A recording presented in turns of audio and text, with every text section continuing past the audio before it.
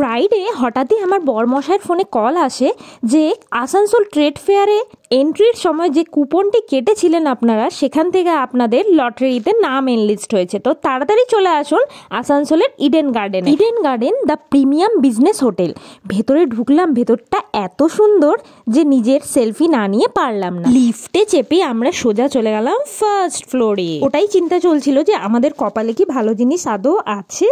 তো first entry করে আমাদেরকে একটা ফর্ম দিয়ে দিল, যেখানে আমাদের পুরো নাম, ডিটেলস, অ্যাড্রেস সবকিছু শেয়ার করতে হতো। এবার চলে আসি আসল কথায়।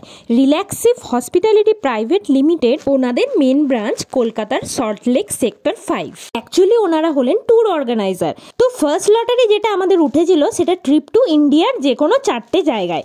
তো আমরা যে কোনো 4টের মধ্যে একটা চয়েস করতে পারি।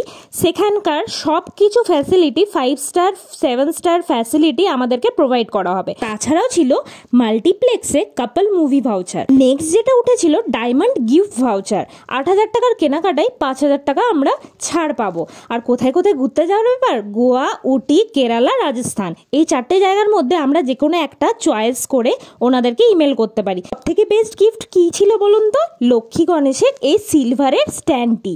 সত্যি নিজেদেরকে অনেক অনেক লাকি মনে করছি। কাজের থেকে বিরতি নিয়ে মুভিটা দেখা বা ঘুরে আসাটা 1 বছরের মধ্যেই ক্লিয়ার করতে হবে। আসার সময় 1 প্লেট বিরিয়ানি নিয়ে চলে এলাম সোজা বাড়ির উদ্দেশ্যে। ব্লগটি এত দূর রইল, দেখা হচ্ছে নেক্সট ব্লগে। টাটা।